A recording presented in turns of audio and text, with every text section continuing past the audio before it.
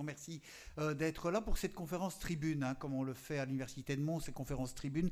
C'est quand un membre de la communauté a publié un ouvrage ou participer à un ouvrage collectif, on lui propose alors de faire une conférence dans laquelle il peut présenter ce livre. Et ici, on n'est pas, il n'y a pas un seul, on est au moins deux.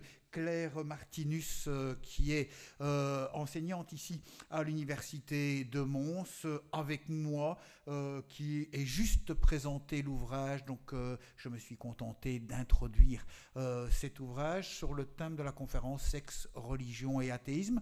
Et Jacques Gillen du Mondanéum, qui lui aussi a une contribution, et comme nous collaborons avec le Mondanéum, mais évidemment, on l'a naturellement invité pour présenter cette réflexion sur cette question qui est celle de la sexualité confrontée à la fois à la religion et à l'athéisme. Pourquoi l'athéisme? Parce que c'est un ouvrage qui est fait par une association athée, l'association belge des athées, à partir d'un colloque qui avait été organisé à Bruxelles, colloque annuel de cette association, et qui permet alors de développer toute une série de thèmes qui donnent lieu alors à des publications sous forme d'actes de colloques. Ainsi ont déjà été publiés un ouvrage sur l'athéisme dans le monde, la question de l'athéisme et de la morale, la question de l'origine du monde, du Big Bang, confrontée à celle des religions et de l'athéisme, et puis la question de certains philosophes. Quelques philosophes, il y en avait six philosophes athées, c'était les publications qu'on a fait. Puis un colloque sur ce thème qui est celui du sexe et de la religion, et dans lequel on a glissé forcément une contribution sur l'athéisme. C'est Jacques Gillen qui s'est chargé de cette contribution que j'aurai l'occasion alors de présenter rapidement, mais ça sera surtout toi Jacques qui le fera, comme j'aurai l'occasion de présenter la communication de Claire Martinus spécifiquement. Alors qu'est-ce qu'on a rassemblé dans cet ouvrage? On a rassemblé 6 contributions. La première contribution de Chris Paulis, une anthropologue de l'Université de Liège, qui... oui, c'est... je n'aime pas ce genre de bestiole.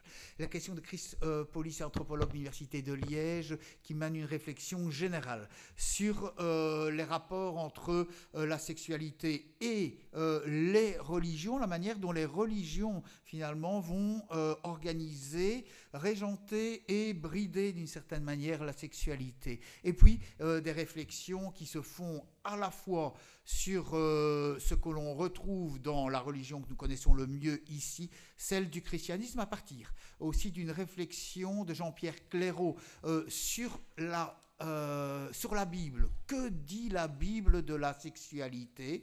Ça sera un point de vue qui concerne également le judaïsme pour une grande part donc, et puis une réflexion qui est menée par Martine Sèvgrand de Paris sur la sexualité dans l'histoire du christianisme, une histoire qui est évidemment intrinsèquement liée à celle de régenter, la nécessité de régenter la sexualité.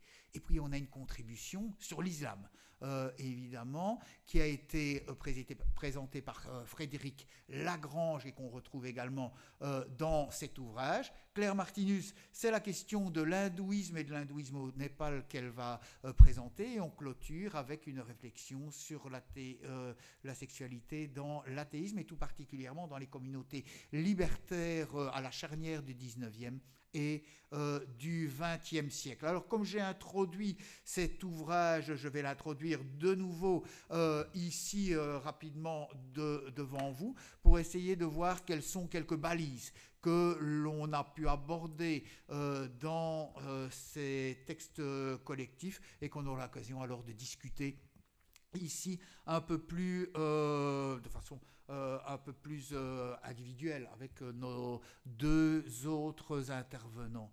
Sexualité, c'est quelque chose qui colle, si l'on peut dire, si on permet l'expression, aux fesses de l'humanité. C'est quelque chose qui est finalement inhérent à l'humanité, qui est constitutive de l'humanité, pas d'humanité sans sexe, pas d'humanité sans sexualité, et donc quelque chose qui peut paraître comme nécessairement éternel et durable. Et pourtant, quelles évolutions la sexualité peut-elle rencontrer à travers l'histoire humaine? C'est un peu la même chose que la religion, qui peut paraître elle aussi comme consubstantielle à l'humanité, du moins aime-t-elle se présenter comme telle. Parce qu'à la différence de la dimension sexuelle, la dimension religieuse est une dimension qui n'est pas inhérente au genre humain, mais qui a été créée par le genre humain. C'est du point de vue religieux que l'on pense que Dieu a créé l'homme. Du point de vue athée, c'est l'homme qui a créé Dieu, et en conséquence, l'idée religieuse n'est pas consubstantielle à celle de l'humanité. Elle lui est bien plus tardive. On le sait maintenant que l'humanité met tant et tant de temps à poindre à travers l'animalité, et que la constitution de l'homme moderne tel que nous le connaissons, mais elle a mis du temps à être produite. À l'origine, y a-t-il une conception religieuse? On la retrouve, et les chercheurs essayent de la retrouver, notamment dans les découvertes archéologiques, où l'interprétation des vieilles pierres se fait toujours sous celle de la dimension religieuse. Mais est-ce quelque chose qui apparaît avec l'humanité? Quand l'homme, l'être humain donc, sort de l'animalité, il ne croit pas en un quelconque Dieu, ni même à une pluralité de dieux. Comme les animaux eux-mêmes ne croient pas en des dieux.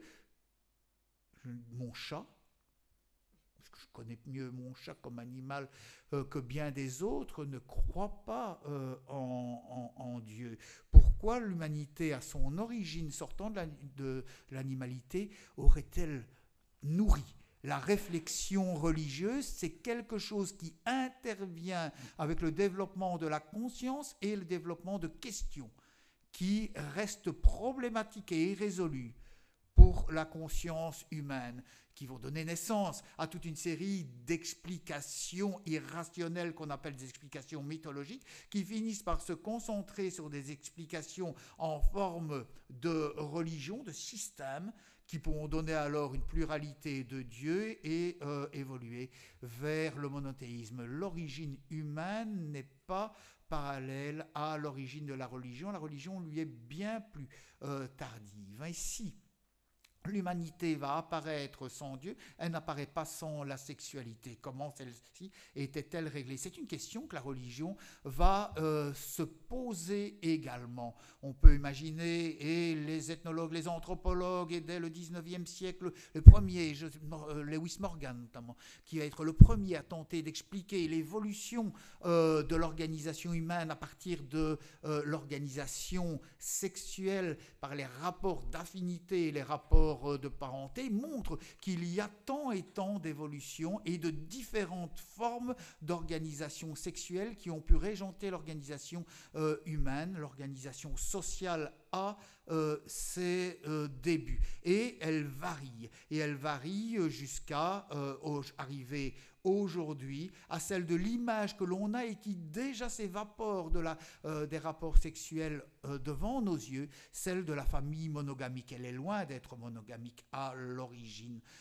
Cette question sexuelle d'une humanité, elle est plutôt celles des rapports animaux dans leur variété, mariage de groupe si l'on peut dire, et qui vont tendre globalement vers des réglementations qui sont faites d'interdits, de prohibitions, et qui vont limiter alors et régenter cette organisation sexuelle jusqu'à apporter celle de l'image de cette famille monogamique que l'on a aujourd'hui et qui est finalement une image de la deuxième moitié du XXe siècle, parce qu'avant la deuxième moitié du XXe siècle, cette famille monogamique, elle était complétée par une troisième génération, celle des parents qu'il fallait prendre en charge, et aujourd'hui elle vole véritablement en éclats devant nos yeux, devant les nouvelles formes de familles, notamment les familles monoparentales, les familles recomposées, ou bien le mariage pour tout ce qu'il aurait imaginé il y a seulement un demi-siècle. Donc on voit que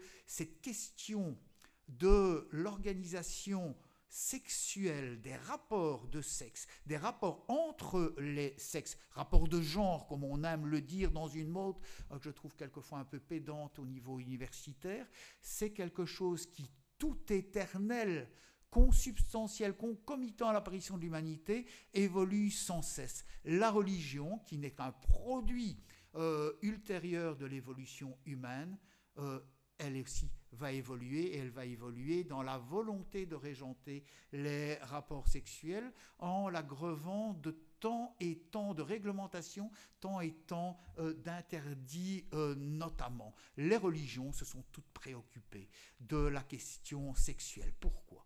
Parce que la question sexuelle, elle est liée à celle de la famille, c'est-à-dire à celle de l'organisation de la société, et que la religion a cette dimension d'être la conception, la conscience, l'explication, l'interprétation de l'organisation sociale, et donc se préoccupe d'organiser la famille, se préoccupe donc d'organiser, de régenter les questions sexuelles qui sont à l'origine de cette organisation familiale et qui a présenté tant et tant de diversité au cours des âges. Alors, une religion qui se préoccupe de régenter la famille et qui se préoccupe donc de la question sexuelle va inévitablement se trouver confrontée à celle ce qui sera un problème dans la mesure où la sexualité implique le plaisir, mais que ce plaisir n'est pas un plaisir anodin, puisqu'il peut être lourd de conséquences. L'humanité a mis certainement un temps à le définir et à s'en rendre compte, comme les animaux ne s'en rendent même pas compte, mais entre l'acte sexuel et cet événement, c'est une toute relativement banale, relativement courant et normal, et cet acte extraordinaire qu'est la naissance d'un enfant. Dans l'humanité, on met quelque chose comme 9 mois. C'est pas évident que l'on fasse le lien. Quand on a fait ce lien, la question du plaisir sexuel est liée à celle de l'enfantement, c'est-à-dire à celle de l'organisation de la famille, c'est-à-dire à celle de l'organisation de la société sur base de cette cellule, une des cellules fondamentales qu'est la famille, l'autre étant celle de la parenté, du lignage, celle du clan. Donc les religions vont se préoccuper d'organiser ces relations sexuelles, puisqu'elles sont lourdes de conséquences en termes d'organisation sociale, puisqu'elles impliquent non seulement les relations, mais qu'elles impliquent la génération d'enfants et l'organisation sociale. La question du plaisir va devenir une question dont les religions s'occupent. Et c'est là où les religions, quelles qu'elles soient, et celles dont on va traiter, on va prendre celle du judaïsme, celle du christianisme, celle de l'islam. On va voir aussi du côté de l'hindouisme, toutes ces religions vont se présenter avec un nombre de règles et d'interdits qui visent à organiser cette activité qui apparaît comme une activité humaine qui devait être libre, et que l'athéisme, on le verra dans la communication de Jacques, que l'athéisme voudra remettre en évidence, organiser, régenter cette sexualité, c'est-à-dire lui introduire une série d'interdits. Jean-Jacques Leroux, dans sa contribution à cet ouvrage, son analyse des interdits religieux que renferme la Bible le montre bien.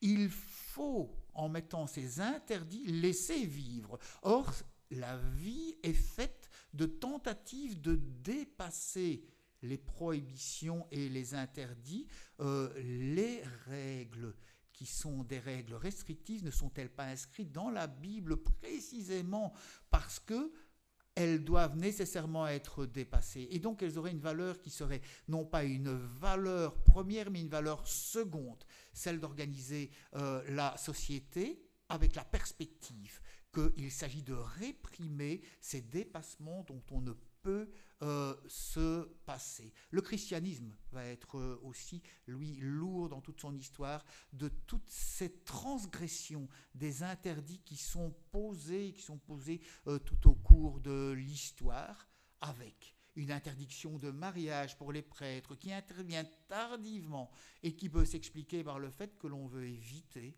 qu'il y ait des générations et des dynasties, d'une certaine manière, de prêtres. Si les prêtres peuvent se marier, peuvent avoir des relations sexuelles, peuvent avoir des enfants, et les enfants peuvent devenir des prêtres eux-mêmes. L'Église irlandaise, par exemple, qui se trouve si loin de Rome, pendant toute la féodalité, a posé tant de fils à retordre à cette Église romaine, qui a envoyé émissaires sur émissaires, génération après génération, pour expliquer aux enfants des curés qu'ils ne pouvaient pas être curés eux-mêmes, et que leurs enfants ne pouvaient pas leur succéder, et il aura fallu pour ça se retrouver confrontés à ces transgressions des règles, des transgressions que l'on retrouve encore aujourd'hui dans toutes les questions des scandales religieux qui agitent l'Église catholique, et que l'on lit si souvent au célibat des prêtres. Les prêtres étant célibataires,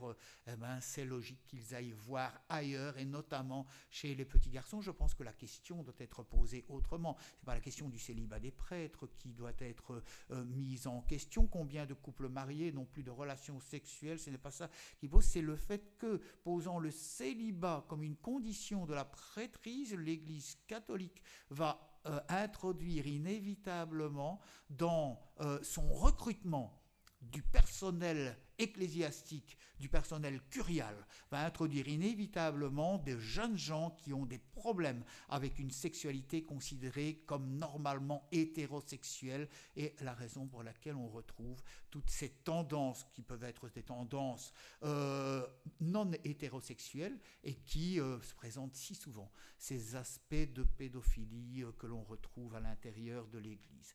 Si je reprends alors pour une communication qui ne sera pas dite l'islam présenté, Frédéric Larange le montre très bien dans sa contribution, une double facette, un double visage, celui de l'islam du monde oriental des 1001 nuits, celui du plaisir qui est valorisé dans cette grande civilisation arabo-islamique d'une part, mais d'autre part, et on le sait, et c'est souvent mis en évidence aujourd'hui, la question de la répression de la sexualité, et qui est caractérisée par ces femmes voilées, comme si ces femmes étaient nécessairement inductrices de péché dans le chef des hommes, au point il faut les voiler. Double composante dans l'islam qui oscille entre une liberté sexuelle envisagée et au contraire l'inverse, la répression de la sexualité. Comment faire avec? Et l'on voit que les différentes générations confrontées aux différentes organisations sociales qui se présentent dans l'islam vont répondre par des transgressions de ces règles qui peuvent apparaître trop lourdes sur ces questions sexuelles. On le verra également pour ce qui est de l'hindouisme. Là, Claire va le présenter elle-même. Il y a aussi ces doubles aspects. Il y a la question de la liberté sexuelle qui est illustrée, résumée par le Kama Sutra, et qu'on retrouve dans l'hindouisme. Et puis il y a ces règles extrêmement contraignantes qui vont organiser la société régie par l'hindouisme. Et Claire montrera à partir de l'étude qu'elle fait de la société hindouiste népalaise que, notamment à Katmandou, dans la grande ville, dans la capitale, il y a beaucoup de libertés qui vont être organisées à partir de ces règles par trop contraignantes. Donc on le voit dans toute une série de conceptions religieuses. Qu'est-ce qu'il reste? Il nous reste de l'athéisme. Ça sera la contribution de Jacques Gillen. Et donc il montrera à partir de l'étude, et une étude extrêmement documentée qu'il va faire de tout ce milieu anarchiste libertaire belgo-français, charnière du 19e, 20e siècle. On ira même en Espagne au moment de la libération, dans ce qui a été cet épisode républicain traversé par la terrible guerre civile d'Espagne. On verra comment ceux qui sont libérés de l'idée de contraintes religieuses vont faire avec la dimension sexuelle, qui s'en libèrent pour se libérer également sexuellement, et quelquefois ne le font pas sans difficulté. Comme quoi la CAQ sent toujours le poisson et la prégnance des règles qui peuvent être autant contestées qu'on le veuille, restent toujours des éléments avec lesquels l'humanité doit tenter de faire ou bien s'y plier à son corps défendant ou bien les rejeter à son corps exultant. Voilà. Et c'est là-dessus que je laisserai la parole alors, Claire, pour ta communication sur ce domaine que tu connais bien de l'hindouisme au Népal. Merci Serge pour cette belle introduction. Bonjour à toutes et à tous, tout d'abord. Merci d'être présent aujourd'hui pour cette conférence. Donc, moi, je vais vous parler d'un thème qui me tient, qui m'a tenu à cœur pendant plusieurs années, pour la simple raison que j'ai réalisé ma thèse de doctorat sur une thématique liée. Je pense que c'est important aussi pour moi de vous préciser comment j'en suis venue à étudier cette question de la sexualité. J'utiliserai plutôt ce mot-là au Népal et surtout la thématique de la sécularisation des pratiques. Alors en fait, j'ai réalisé ma thèse de doctorat en anthropologie sur le thème du mariage intercaste. Tout de suite, le mot caste, vous entendez que la question de la religion, elle est très présente, puisque les castes sont issus des textes hindouistes primordiaux. Je vais revenir sur ma présentation d'abord. Je vais la mettre en route plutôt. Voilà, c'est celle-là. Alors vous voyez dès la première diapo, justement, qui ne se met pas... Vous la voyez, mais elle ne se met pas en route chez moi. Ah voilà, c'est ça. Peut-être que tu dois bouger. J'en ai ouvert plusieurs, en fait, c'est pour ça. Voilà, ça va mieux. Donc vous le voyez tout de suite avec la première image qui est assez flagrante. Elle est restée derrière mon collègue Serge de Ruette tout le long de sa présentation. Je me suis dit, Ah, je ne savais pas ça. Un petit peu extrême peut-être, mais ça montre finalement bien l'image que nous pouvons avoir dans nos sociétés occidentales, je dirais, de la sexualité en Orient, en Inde. Vous savez, ce dont on parle le plus quand on évoque la question de la sexualité orientale, indienne en Occident, eh bien, c'est le Kama Sutra. Tout le monde connaît ce texte, tout le monde en a entendu parler. Moi, je vous décrirais justement le Kama Sutra comme une doctrine religieuse très puissante, mais je ne vais pas évoquer de manière exclusive le seul chapitre 2 que nous connaissons en Occident, en fait, le chapitre 2 qui reprend la diversité des positions sexuelles. Vous allez voir qu'il y a beaucoup d'autres choses dans ce texte. Donc moi, j'ai travaillé en fait sur le mariage intercaste, je vous l'ai dit, et le fait que ce soit des mariages intercastes ou parfois aussi interethniques, interreligieux au Népal, on voit que ce sont des alliances qui contreviennent à des règles qui ont été édictées dans des très anciens textes de la religion hindouiste. Donc je vais vous présenter ces textes. J'ai divisé ma présentation en deux parties. La première partie va évoquer justement les traditions de l'amour, comme je les ai appelées. Donc là, on va vraiment rentrer dans la question de la religion hindouiste. Alors, petite parenthèse, pourquoi la religion hindouiste ? Eh bien, parce que plus de 80% des individus sont comptabilisés comme étant hindouistes au Népal. Alors, on pourra bien entendu discuter de cette question des statistiques officielles de l'État, puisque là, quand je vous parle de 80%, c'est bien les statistiques nationales qui évoquent ce chiffre. Donc, ces traditions de l'amour dans l'hindouisme sont nombreuses. Je vais vous parler tout d'abord des grandes épopées des dieux ou des histoires des dieux, en particulier celle de Shiva, le fameux dieu de l'érotisme, dieu un petit peu trans, qui a deux genres, bisexuels aussi.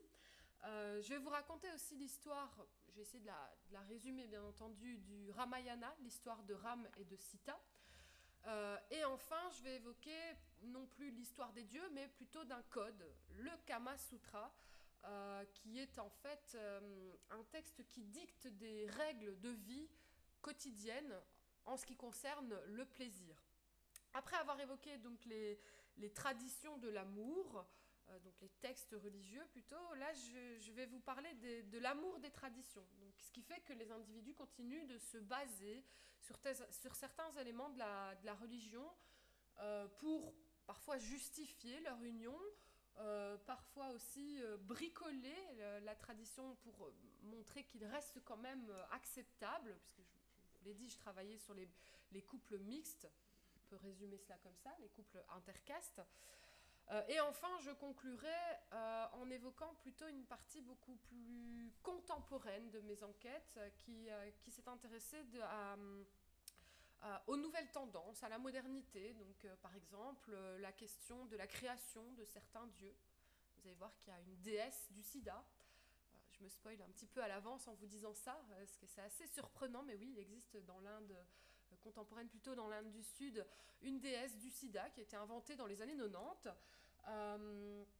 Et aussi d'une nouvelle tendance à Katmandou, j'ai pu l'observer, ou en tout cas en discuter avec certains de mes répondants, c'est la pornographie. Donc c'est vrai qu'elle est toujours censurée, c'est interdit au Népal, et pourtant dans les arrière-boutiques des vendeurs de DVD, de Blu-ray, on trouve, à Katmandou en particulier, des tonnes de films pornographiques, qu'ils soient issus de l'Occident, américain, européen, mais aussi des films asiatiques, tournés parfois dans des lieux très fermés et pas forcément dans un cadre cinématographique bien légal. Alors, je vais rentrer d'abord dans ma première partie de la présentation, où j'évoque donc les traditions de l'amour. Je vais souvent revenir sur le chiffre 3, parce que la Trinité n'est pas seulement présente dans le christianisme, elle est également présente dans l'hindouisme. On parlera des 3 grands dieux, Brahma, Vishnu, Shiva, et des 3 grands buts de la vie. Alors dans l'Inde ancienne, dans les Védas, il était parmi les premiers textes de l'hindouisme, il était déjà écrit que les 3 grands buts de la vie sont le plaisir, qui se dit kama, la politique, l'économie, artha, et la vie quotidienne, le fait d'avoir une vie de famille et d'avoir des relations sociales.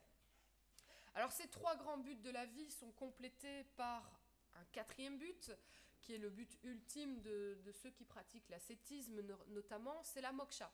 La moksha, c'est la libération du cycle des réincarnations, puisqu'il faut savoir que dans l'hindouisme, lorsque le corps meurt, l'âme, elle, va se réincarner dans un autre corps, pas toujours un corps d'être humain, hein, ça dépend un petit peu de ce qui a été réalisé durant la vie de cet être humain. Donc le 4e but de la vie, c'est la moksha. La moksha, c'est la fin de ce cycle des réincarnations. C'est vraiment atteindre l'illumination. Ça se fait à travers une pratique ascétique, notamment dans le tantrisme. Vous allez voir que la manière d'atteindre cette moksha est assez surprenante.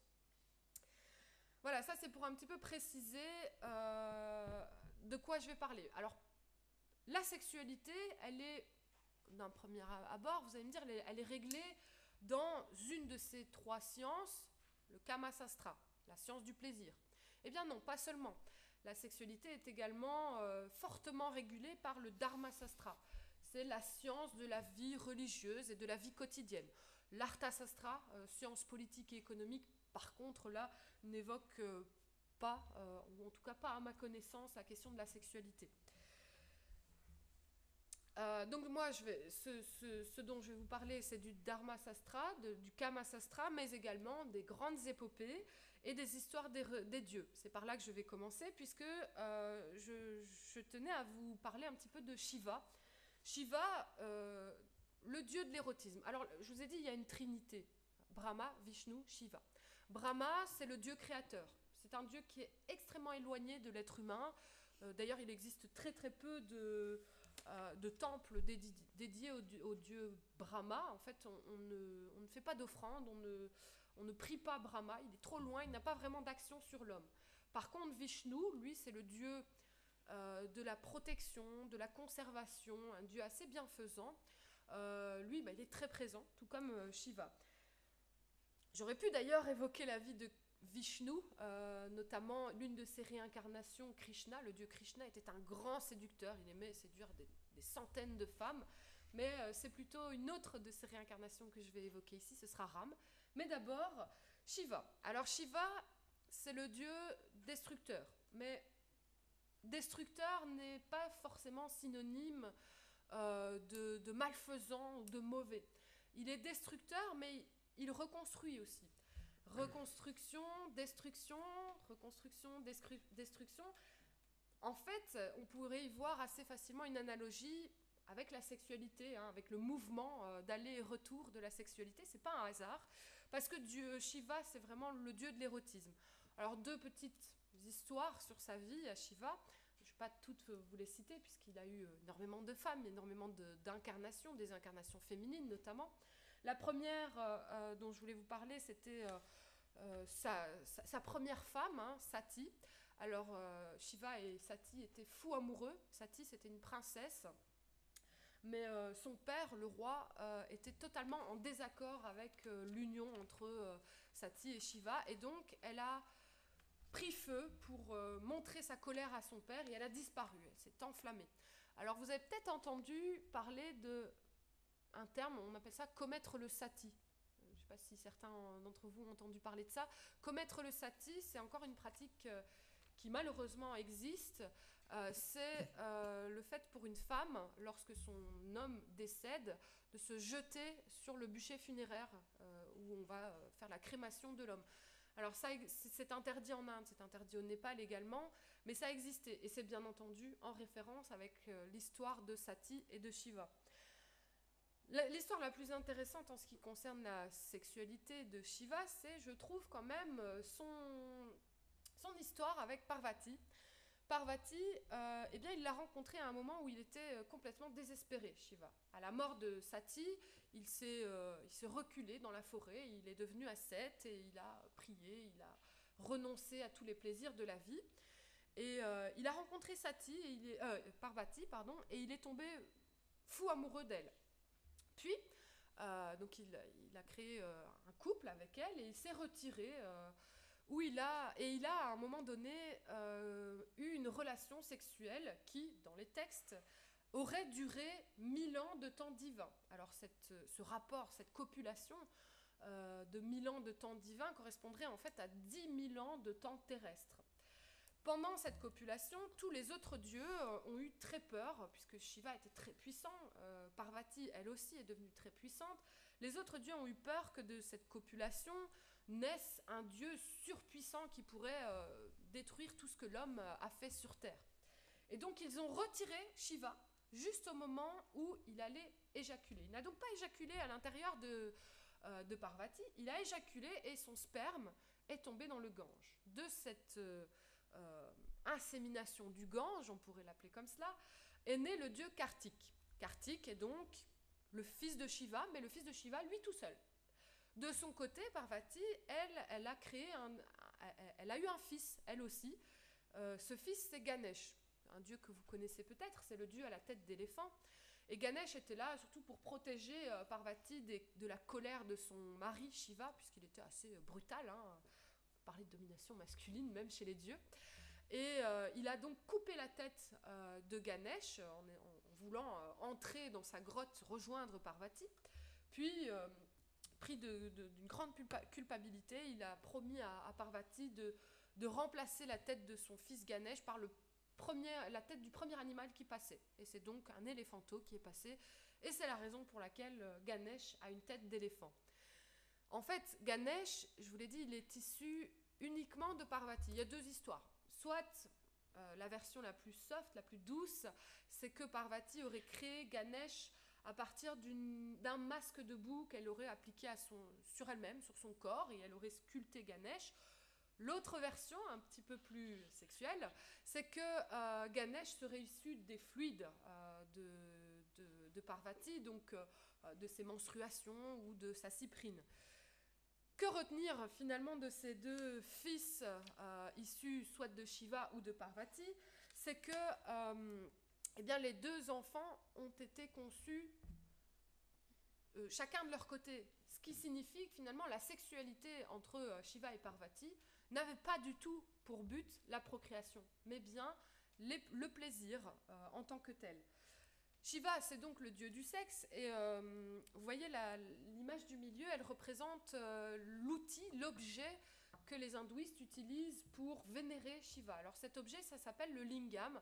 Je pense qu'on peut aisément comprendre qu'il représente le phallus, la puissance masculine, et ce lingam est enchâssé dans ce qu'on appelle une yoni. Alors la yoni, c'est la représentation de la vulve. La vulve qui, elle, est un symbole de la puissance féminine, qu'on appelle la Shakti. Alors, il n'y a pas plus fort comme symbole, puisque lorsque les hindouistes vénèrent Shiva ou lui offrent des offrandes, souvent ils appliquent du lait, du beurre clarifié, du yaourt, toujours des produits blancs, des fluides en tout cas, sur le lingam, et ces fluides coulent de l'extrémité du lingam dans la yoni, et ça amène un peu la fertilité. Donc je crois que le symbole est assez clair. La manière dont on fait des offrandes à Shiva est clairement liée à la sexualité. Alors, une autre histoire qui est issue cette fois-ci d'une épopée très longue, écrite en prose, c'est l'épopée du Ramayana. L'épopée du Ramayana qui traite donc de la vie de Ram, le dieu roi Ram, et de sa femme, non plus Sati, mais Sita, et également de Hanuman. Alors, pour la petite anecdote, j'ai malheureusement oublié de mettre une image plus contemporaine de Hanuman. Je pensais que c'était aussi intéressant de vous en parler. Hanuman, traditionnellement, donc dans l'Inde ancienne, est toujours représenté à genoux et de profil. On ne le voit jamais de face dans les vieilles, dans les anciennes iconographies. Il est toujours systématiquement représenté donc de profil. Mais aujourd'hui, lorsqu'on fait un petit peu les marchés, les bazars, on va découvrir que Hanuman est représenté de face avec un corps extrêmement musclé. Et c'est assez comique de voir comment il y a une forme d'hypersexualisation des dieux dans l'hindouisme. Alors, on a une iconographie très forte. Les dieux sont toujours représentés dans l'hindouisme. Et là, j'aurais pu vous parler de plein d'autres exemples, mais Hanuman est assez marquant, très musclé, de face. Aujourd'hui, voilà, c'est l'exemple de la masculinité, de la force, de la puissance masculine. Alors l'histoire du Ramayana, c'est que Ram est en conflit avec... c'est un prince, il est en conflit avec sa belle-mère, donc il est exclu, rejeté de sa ville, et il s'en va donc avec sa femme, Sita, qui fut kidnappée par le roi de Ceylan, le Sri Lanka, parce que c'était une très belle femme. Donc Ram décida alors, à l'aide de Hanuman, d'aller rechercher cette femme. Il y a eu toute une série de combats. Hanuman a dû enflammer toute l'île de Sri Lanka pour récupérer Sita, etc. Je vais vous passer les nombreux détails de cette histoire. Et pour finir, Hanuman a réussi à sauver Sita, et ils retournèrent donc dans le royaume d'Ayodhya, Ram, Sita et Hanuman. Mais une fois arrivé sur place, alors qu'il reprit son trône, Ram a exclu sa femme. Pour quelle raison ? Eh bien parce qu'il l'a suspecté d'avoir eu une relation sexuelle avec Ravana, le dieu roi démon de Ceylan, de Sri Lanka, ce qui signifie en fait que quels que soient les efforts qu'il ait faits pour récupérer sa femme, si celle-ci est coupable d'adultère, consenti ou non, puisqu'en l'occurrence, on peut quand même penser très fortement que Sita a été abusée par Ravana, donc quels que soient les efforts fournis, si la femme est adultère, elle ne mérite plus de rester. Donc il a exclu, il a contraint sa femme à l'exil pendant des années, parce que celle-ci aurait été violée par Ravana. Encore une fois, ces textes religieux montrent bien que la sexualité est codifiée. Alors ça, ce sont les épopées des dieux qui, plus tard, seront des bases pour retranscrire les traditions de l'amour, les textes doctrinaux, notamment le Kama Sutra. Alors le Kama Sutra, en Occident, on le voit comme le texte qui reprend purement et simplement les positions sexuelles. Or, c'est bien plus que cela. En fait, le Kama Sutra, il a été rédigé... Enfin, la légende, d'abord, dit que le Kama Sutra a été rédigé alors que Nandin, c'est le taureau qui est la monture de Shiva, Nandin, il gardait la porte de Shiva, il protégeait l'entrée de Shiva lorsque celui-ci était en train de copuler avec Parvati pendant, je vous l'ai dit, 1000 ans de temps divin. Donc Nandin, le taureau, le fameux petit observateur gardien, à la porte de Shiva, en fait, il n'est pas simplement resté à protéger le lieu, mais il a observé. Il a pris des notes, et à partir de là, il aurait composé le Kama Sutra. Alors le Kama Sutra était au départ, dans la légende, composé de 10 000 chapitres. Puis ces 10 000 chapitres ont été éclatés, ils se sont perdus en quelque sorte, et de nombreux savants se sont succédés pour soit disperser le texte, soit le recomposer, puisque c'est à la fin Vatsyayana Malanaga qui a retrouvé tous ces textes et les a condensés en 7 livres, 36 chapitres, 64 sections. Alors il a été rédigé, donc sa forme la plus contemporaine, a été rédigé donc par Vatsyayana Malanaga en 7 chapitres. Alors ces 7 chapitres, en fait, c'est un petit peu... on peut les comparer à une pièce de théâtre. Le premier acte, on plante le décor, on montre un petit peu la vie, le contexte dans lequel vit l'homme, puisque c'est quand même un texte destiné aux hommes principalement, et d'ailleurs aux hommes qui forment une sorte d'élite urbaine. Donc le premier chapitre, on plante le décor. Deuxième chapitre, le jeune homme, qui est encore un étudiant, va apprendre la sexualité, il va apprendre les positions sexuelles, les différentes physionomies, etc. Le troisième chapitre, l'homme va apprendre à séduire des jeunes vierges. Le quatrième chapitre, l'homme va épouser une femme et apprendre à avoir du plaisir avec cette femme,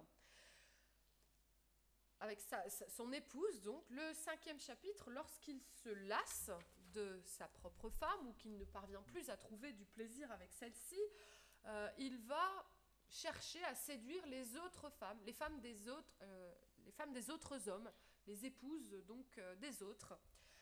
Et le sixième chapitre, lorsqu'il va à son tour se lasser des épouses des autres hommes, il va apprendre à trouver du plaisir auprès des courtisanes. Le septième chapitre, l'homme vieillit un petit peu et il ne parvient plus à avoir une puissance sexuelle suffisante que pour trouver son propre plaisir. Donc le septième chapitre, lui, il relate un petit peu, il explique quelques potions magiques, comment on peut finalement retrouver sa puissance masculine à travers des recettes de potions, donc le Viagra de l'ancien temps finalement. Alors ce Kama Sutra, bien entendu, comme je vous l'ai décrit en 7 chapitres, est loin de se cantonner aux positions sexuelles, et avant tout c'est une doctrine religieuse très différente du tantrisme. Alors beaucoup de gens confondent les deux. Le Kama Sutra, le but premier, c'est donc la recherche du plaisir, qui est un des 3 objectifs de la vie. Le tantrisme, lui, par contre, c'est une philosophie de vie très générale qui est plutôt à destination de ceux qui pratiquent l'ascétisme, donc ceux qui recherchent le 4e but, la moksha, la libération du cycle des réincarnations. Par exemple, en matière de sexualité, une des pratiques du tantrisme, c'est la retenue du sperme. C'est un petit peu ce qu'a fait Shiva lorsqu'il est resté pendant 1000 ans de temps divin à copuler avec Parvati. C'est retenir le sperme. Retenir et ne jamais éjaculer. Donc, dans le tantrisme, une des manières d'accéder à la moksha, d'atteindre l'illumination, c'est de copuler, mais de ne jamais terminer cet acte de copulation. Alors, la deuxième partie de mon exposé concerne l'amour des traditions. Je vais un petit peu vite, hein, je passe certains détails de l'histoire des dieux, mais c'est parce que je voudrais vraiment parler de un peu plus en détail de cette version contemporaine des choses. Il faut savoir que l'hindouisme, c'est une religion où, je vous l'ai dit, il y a une trinité fondamentale, mais il y a aussi des milliers, en fait non, des millions de dieux. N'importe quel homme peut un jour, s'il a une vie extraordinaire, être érigé au rang de dieu vivant même. Par exemple, il faut voir, il y a certains sages comme Sai Baba qui sont des dieux vivants. Alors Sai Baba, c'est un sage, un ascète, etc. Mais on peut aussi parler des acteurs de Bollywood ou de Collywood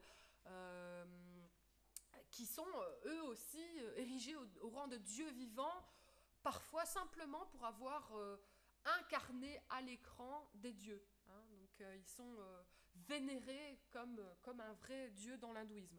Alors là, je vais vous parler d'une déesse, Eid Sama, qui a été finalement inventée dans les années 90 suite à une vague de morts dans certains villages du sud de l'Inde. Et c'est un instituteur, enfin un enseignant d'un village qui a créé cette effigie d'une déesse parce qu'il s'est dit que la prévention ne fonctionnait pas. La prévention, il faut se protéger, il faut mettre des préservatifs. Ça ne fonctionnait pas auprès des villageois. Et donc il s'est dit, mais tiens, comment attirer les villageois vers cette prévention. Il a créé Eid Sama, une déesse qui a, je dis une déesse, mais en réalité elle a une double face, à la fois masculine et féminine.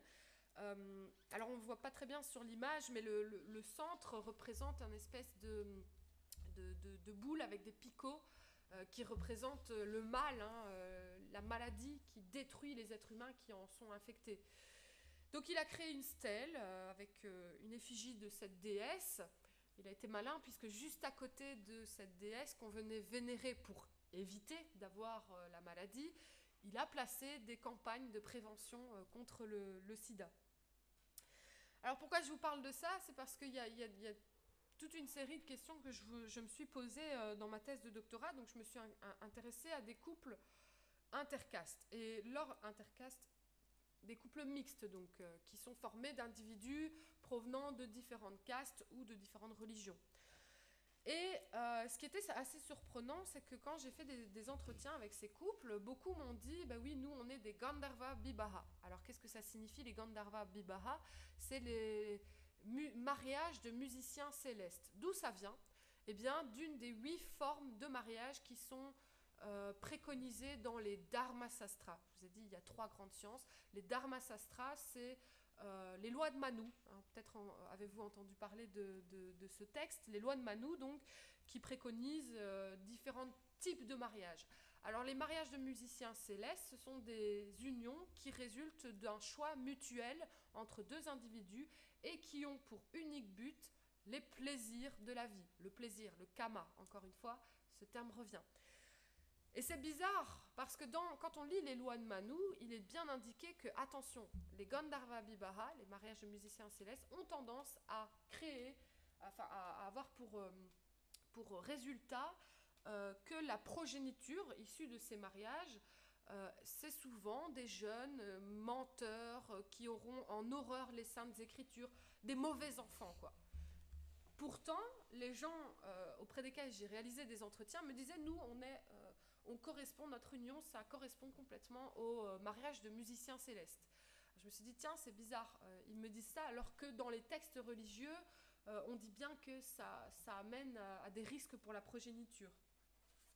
En fait, je me suis rendu compte tout au long de mes recherches, que ce soit en faisant des entretiens ou en observant les mariages, que les couples intercastes qui sortent donc de la règle, normalement on ne peut pas déroger à cette règle de l'endogamie de caste, eh bien ces couples cherchent quand même malgré tout à s'appuyer sur la religion pour faire valoir ou pour justifier leur union. Alors ils s'appuient sur la religion en comparant leur union à des Gandharva Bibaha, ou bien en modifiant les rituels du mariage. Donc j'ai observé que certains rituels étaient purement et simplement supprimés, les rituels religieux. Hein. Tout cela pour vous dire finalement que ces questions de sexualité, elles aussi, sont l'objet de modifications. Donc on se base sur la religion, sur les textes doctrinaux, mais en les modifiant un petit peu à sa guise. Par exemple, il y a un autre cas de modification. Normalement, il faut se marier avec un mariage arrangé. Donc le mariage arrangé, ce sont les familles des deux conjoints qui choisissent et les deux époux n'ont absolument rien à dire là-dedans. Et le plaisir, l'attraction physique, la sexualité, c'est pas du tout un critère de choix.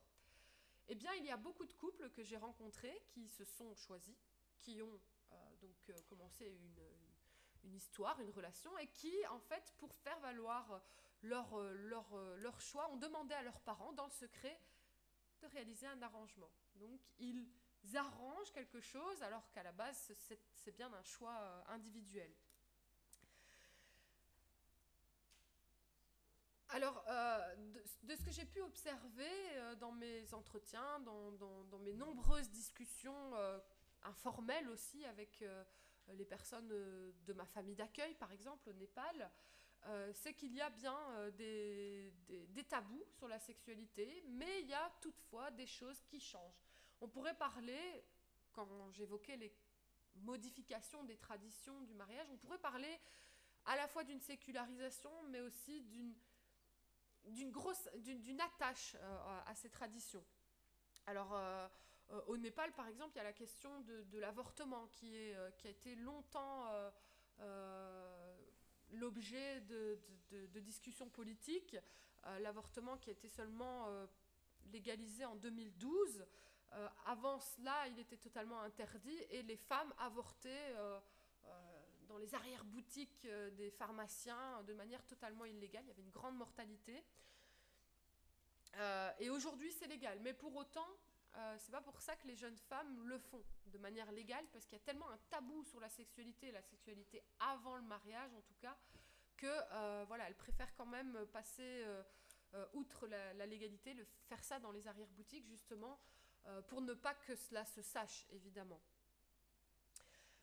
Le sexe est toujours très mal perçu, même si la loi aujourd'hui n'interdit plus du tout les couples d'avoir des relations sexuelles avant le mariage. Bien dans la morale, ça reste quelque chose de très compliqué. Je vous ai mis des morceaux, quelques morceaux d'entretien. Par exemple, là, c'est un couple qui a eu des rapports sexuels, mais consentis bien entendu, mais qui a été l'objet, la victime, je dirais, de la police, puisqu'ils ont été pourchassés jusque dans la chambre où ils avaient leur rapport sexuel, parce que voilà, d'un point de vue de la moralité, c'est quelque chose qui ne peut absolument pas se faire. Dernière chose que je voulais évoquer, finalement, c'est ce paradoxe entre à la fois le besoin de s'appuyer sur la tradition et les nouveautés. Je vous ai dit en début de ma présentation qu'il y a des choses plus contemporaines, notamment l'arrivée, je dirais, assez massive des produits cinématographiques pornographiques. Ça a tendance à provoquer des dilemmes assez forts, notamment chez les jeunes femmes. C'est un anthropologue de l'école de Chicago qui a travaillé là-dessus. Il a envoyé des jeunes femmes faire des entretiens avec d'autres jeunes femmes. C'est pas lui qui a pu avoir accès à ces entretiens. Ça aurait été très compliqué pour les femmes de parler à un homme, d'autant plus à un homme occidental. Mais donc ces jeunes assistantes de Mark Lichty de Chicago ont montré que la pornographie, finalement, elle provoque un dilemme chez les jeunes femmes de la classe moyenne. Parce que d'un côté, elles ont envie de s'approprier les éléments de la modernité, de s'affirmer comme faisant partie de la classe moyenne qui consomme donc des produits issus des médias internationaux. Mais d'autre part, elles sont tiraillées parce que ces produits de la cinématographie pornographique, par exemple, ils montrent une image de la modernité qui ne leur convient absolument pas. Donc il y a vraiment ce tiraillement entre on veut être moderne, mais en même temps la modernité qu'on voit à travers ces produits médiatiques ne nous correspond pas du tout. J'ai eu accès aussi dans mes entretiens à nombreuses informations quant à cette sexualité, notamment sur sur la contraception. Donc c'est assez comique, hein. Quand on est anthropologue, on dit on fait de l'observation participante. Alors en matière de sexualité, je ne vais peut-être pas tout vous raconter sur mon observation participante, mais c'est vrai que dès que j'ai eu affaire à des jeunes femmes, bien quand je posais des questions sur leur sexualité, d'office les questions m'étaient renvoyées. Parce que il y avait un intérêt, une curiosité à savoir comment ça se passe chez moi, quoi. C'est qu'il y a vraiment une ouverture, je dirais, sur ces questions, en tout cas dans la capitale. Je pense qu'il y a une liberté de parole qui est beaucoup plus forte que dans les milieux ruraux. Voilà, je vais arrêter ici parce que je pense que j'ai largement dépassé le temps, malheureusement.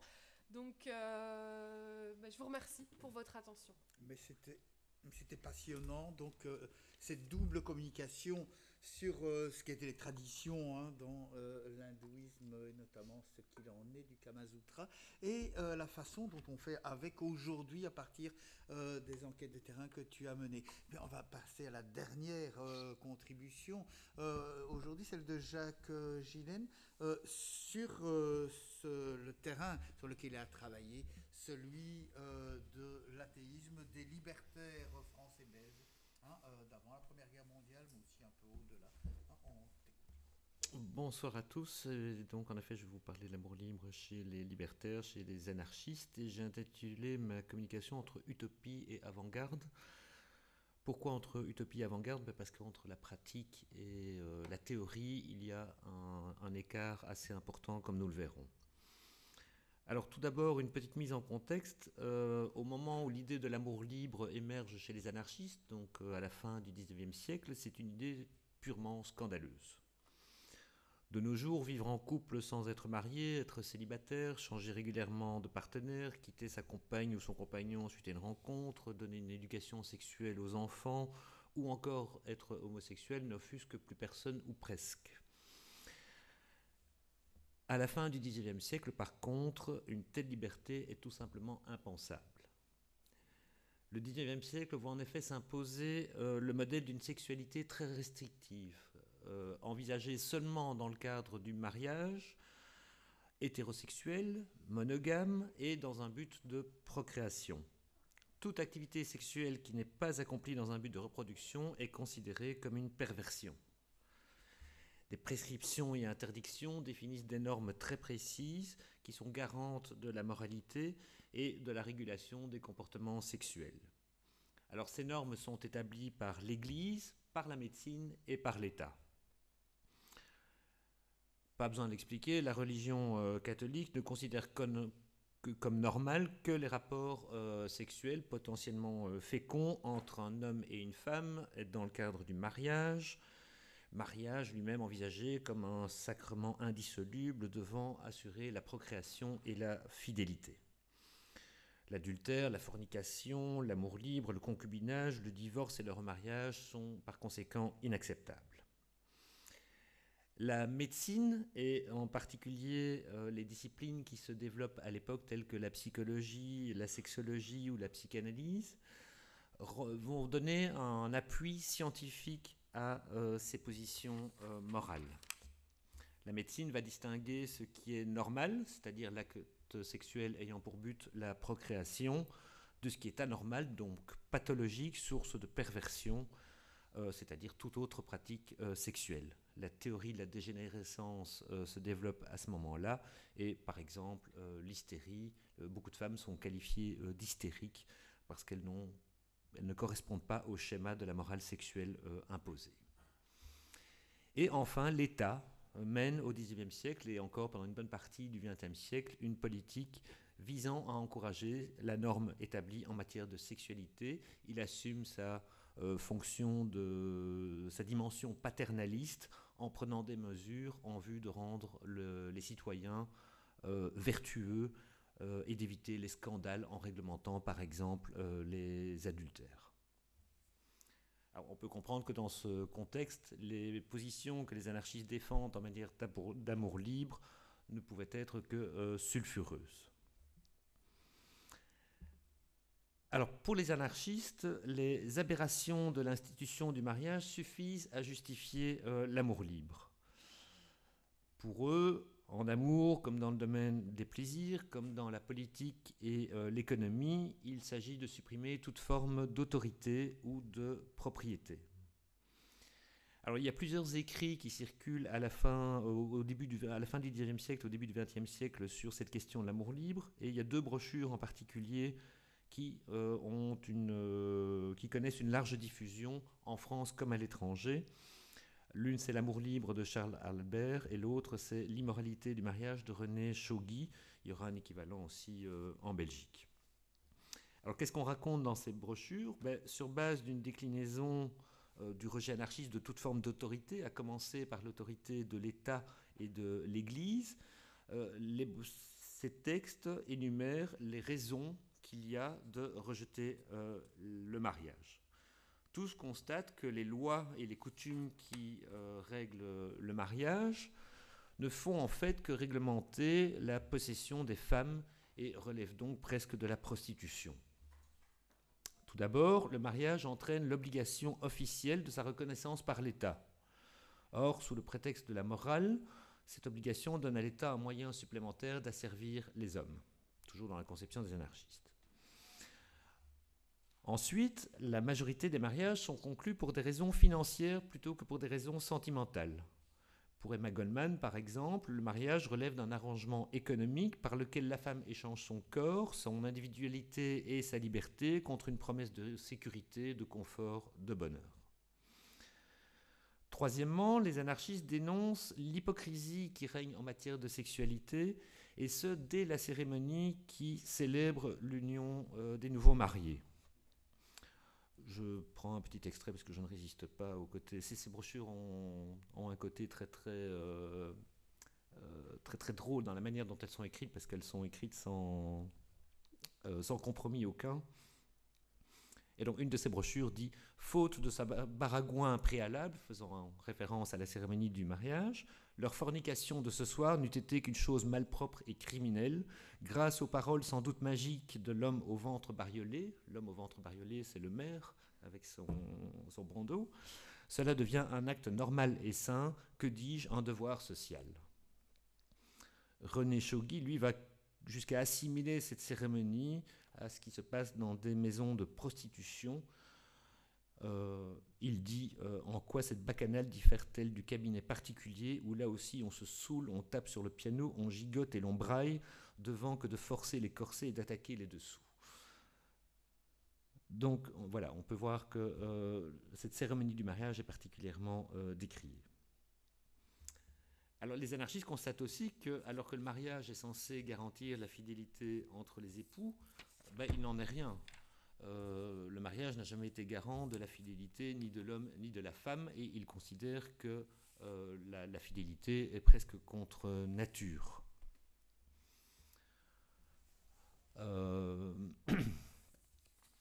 Émile Armand, qui est l'un des principaux... non, c'est André Loriot, pardon, dans une brochure, dit, par exemple, autre extrait un peu truculent, les gens mariés, dont la vilainie morale engendre certes la laideur physique, s'accouplent sans plaisir entre les draps sales de la légalité et du devoir. Ils n'obéissent aux instincts naturels qu'avec répugnance et maladresse. Donc, lui, il va jusqu'à nier la possibilité de plaisir pendant l'acte sexuel dans le cadre du mariage. Enfin, le mariage implique de facto la soumission de la femme à l'homme, qui devient en quelque sorte ainsi propriétaire de son épouse, sur le plan du droit dans ce domaine comme dans celui du droit de vote ou de l'accès au travail. Il faut savoir que la femme n'a pas le même statut que l'homme au moins jusqu'à la fin du Xe siècle, et encore pendant une bonne partie du XIXe siècle. Pendant longtemps, la femme reste soumise à l'homme, tant d'un point de vue politique que d'un point de vue économique. Et par exemple, en termes de réglementation de l'adultère, il faut savoir que jusqu'en 1974, l'adultère est puni différemment pour les femmes et pour les hommes en Belgique, en tout cas dans le texte. Alors, comment les anarchistes envisagent l'amour libre ? Cette problématique de l'amour libre chez les anarchistes peut sembler a priori anecdotique, et pourtant elle est très importante dans la constitution de leur idéologie. Et elle constitue en quelque sorte une ligne de partage entre les tendances marxistes, donc communistes, pour lesquelles la révolution est strictement économique et politique, et la tendance libertaire, pour laquelle la liberté doit s'appliquer dans tous les domaines, et immédiatement. Donc tous les anarchistes s'accordent à dire que le mariage doit être aboli. Alors ce rejet du mariage n'implique pas pour autant le rejet de la vie en couple, et il y a un panel de conceptions de l'amour libre qui vont d'une conception très classique finalement, où finalement ça revient à vivre en couple sauf qu'il n'y a pas de mariage, jusqu'à des conceptions où on prône l'amour plural. Certains anarchistes, par exemple, se méfient un peu de l'amour libre. Par exemple, Jean Grave, il voit un risque de voir les appétits sexuels exacerbés.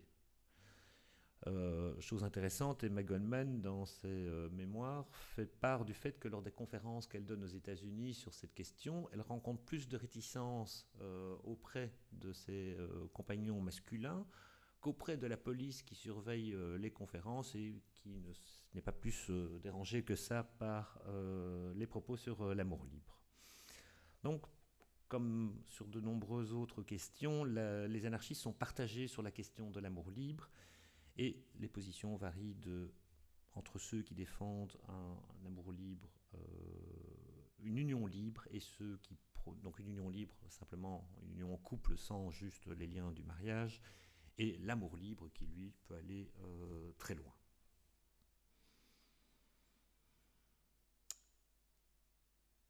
Alors, comme le temps passe, je vais aller un peu plus vite.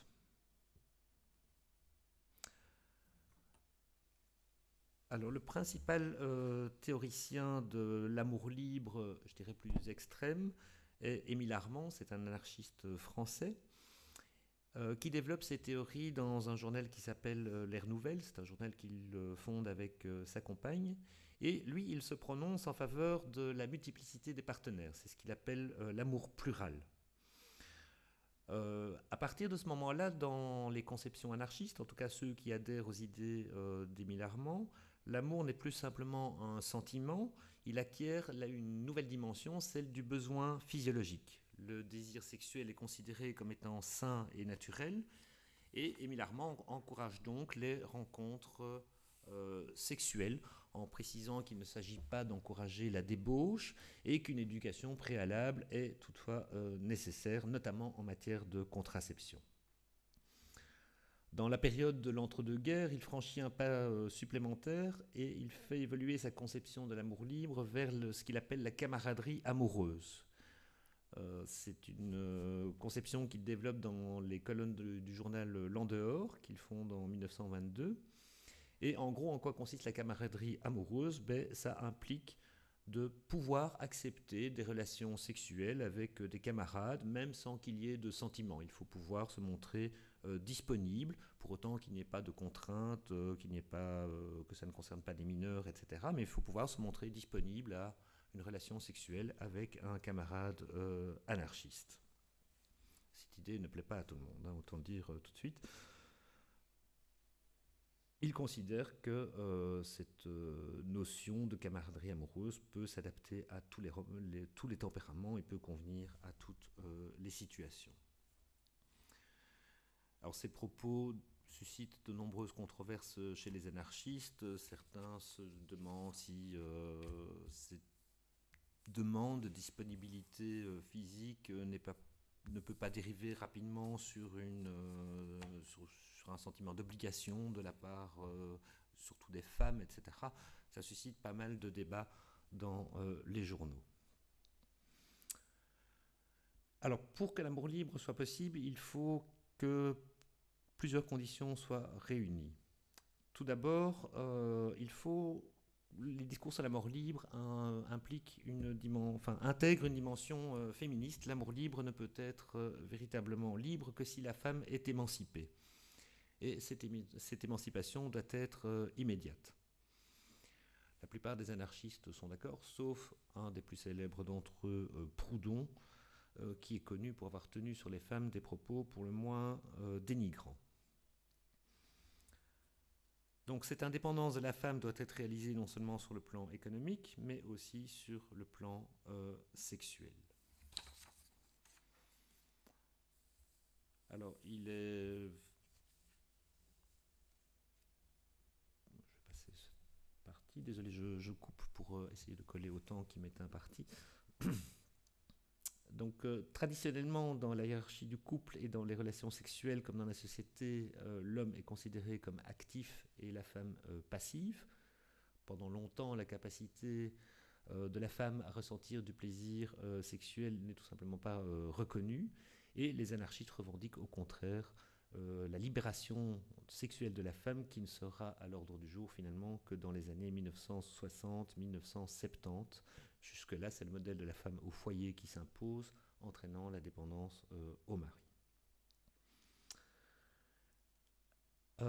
C'est sur cette question du droit à la sexualité pour la femme que les anarchistes se différencient des féministes de l'époque, qui eux centrent leur discours sur l'acquisition de droits politiques. Les anarchistes considèrent qu'il ne faut pas attendre que les maîtres du monde leur accordent miette à miette des libertés successives. Alors, deuxième condition, pour que l'émancipation sexuelle de la femme soit entière, il faut qu'elle puisse éviter les grossesses non désirées. Elle doit pouvoir être maîtresse de sa fécondité et donc disposer de moyens de contraception. Les anarchistes seront les tenants de ce qu'on appelle le néo-malthusianisme. Vous connaissez les théories de Malthus qui proposaient comme remède à la surpopulation l'abstinence.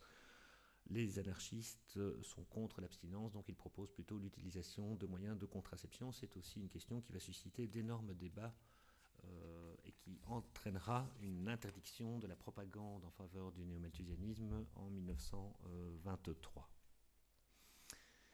Et enfin, troisième condition, pour que l'amour libre soit pratiqué en pleine conscience, il doit être assorti d'une éducation sexuelle, et ce, dès l'enfance, en particulier sur les moyens de contraception pour éviter les grossesses non désirées et les maladies. Alors, qu'est-ce que tout cela donne en pratique ? On peut constater que c'est un échec ou presque. Si les textes montrent des positions très très ouvertes en matière d'amour libre en théorie, on se rend compte que les anarchistes rencontrent de nombreuses difficultés à le mettre en pratique, que ce soit dans la sphère privée ou collectivement dans les syndicats, les communautés ou encore les écoles libertaires. Quelques expériences connues sont une réussite, par exemple celle d'Albert Libertat, un célèbre anarchiste parisien qui est connu pour avoir accumulé les conquêtes amoureuses et qui a vécu à Montmartre une relation épanouie avec les sœurs Amandine et Anna Mahé, avec lesquelles ils fondent un journal, et bon, leur relation se passe très très bien. Et Emma Goldman aussi se réjouit de la vie commune qu'elle a menée avec deux de ses compagnons. Mais pour le reste, force est de constater que ce n'est pas toujours facile. Souvent, quand ils veulent mettre l'amour libre en pratique, les anarchistes se heurtent à des difficultés telles que la jalousie ou la retenue des femmes. Celles-ci craignent en effet non seulement pour leur réputation, mais elles craignent aussi le risque de grossesse. Alors que les hommes reprochent aux femmes d'être trop pudibondes, ces dernières leur reprochent de ne concevoir l'amour libre que comme un moyen d'assouvir leurs désirs, et elles leur reprochent de se montrer beaucoup moins insistants quand il s'agit de leur liberté matérielle ou intellectuelle. Dans les expériences de vie en communauté, telles que les milieux libres ou les colonies anarchistes, donc à la fin du XIXe siècle, au début du XXe siècle, il y a plusieurs communautés anarchistes qui se créent en France, il y en a une en Belgique, il y en a aux Pays-Bas. Ces communautés se créent en fait pour montrer que vivre selon les idéaux anarchistes est possible. Il s'agit en quelque sorte d'une propagande par l'exemple. Et ces communautés sont créées aussi pour s'opposer à la mauvaise réputation des anarchistes qui règnent à l'époque suite aux attentats anarchistes. Vous avez tous entendu parler de Ravachol, de Michel Vaillant, de l'assassinat de Sissi l'impératrice, etc., qui ont donné une très mauvaise presse aux anarchistes. Donc ces colonies se constituent pour montrer qu'il est possible de vivre paisiblement selon les idéaux anarchistes. Et donc dans ces communautés, la pratique de l'amour libre s'avère très difficile. Souvent le manque de femmes, puisque ce sont des communautés qui sont souvent composées majoritairement d'hommes, la jalousie et la persistance du modèle du couple et de la famille traditionnelle nuisent à cette pratique de l'amour libre. Alors je vais prendre l'exemple d'une colonie anarchiste que j'ai eu l'occasion d'étudier, qui s'appelle l'Expérience et qui a existé à Bruxelles entre 1905 et 1908. Pour ceux qui connaissent un peu, Bruxelles se situe à Stockel. Stockel, c'est une commune de bobos maintenant. À l'époque, c'était la campagne et il y avait donc une communauté anarchiste entre 1905 et 1908. Et donc son fondateur, qui s'appelait Émile Chapelier, donc vivait dans cette communauté avec sa compagne Valentine David, et il rencontre une actrice qui s'appelle Laurence Leclerc. Et il entame une relation avec cette actrice parallèlement à celle qu'il a avec sa compagne. Ce n'est pas tout à fait du goût de sa compagne, qui émet quelques réticences. Il essaye de la convaincre par tous les moyens. Il invite l'actrice à venir vivre dans la communauté. Il écrit une pièce qui s'appelle L'amour en liberté, dans laquelle il fait jouer l'actrice et sa compagne pour essayer de montrer que si l'amour libre est possible, etc. Et bref, ça va susciter d'énormes tensions au sein de la communauté, à tel point que ça va être une des causes principales de sa fin en 1908. Et en fait, quand on analyse la vie de toutes ces communautés, on se rend compte que c'est une difficulté récurrente et que c'est souvent une cause de l'échec de ces communautés, en plus des difficultés économiques, etc. En réalité, dans la plupart des cas, et quoi qu'en disent les rapports de police ou la presse conservatrice, l'amour libre n'est pas ou peu pratiqué dans ces communautés. Malgré les volontés de libération sexuelle, le modèle classique de la relation en couple continue de prédominer. Même dans les multiples communautés d'inspiration libertaire, les communautés néo-rurales à la campagne et les squats dans les villes qui apparaissent dans les années 1970 aux États-Unis et en Europe dans le sillage de mai 68, de la libération sexuelle, de l'apparition de la pilule contraceptive, la sexualité ne s'y pratique pas de manière aussi libre qu'on pourrait le croire. Il y a quelques exemples où ça se fait effectivement, mais même là, la domination masculine, la relation de couple continue d'être prédominante. Alors je vais accélérer.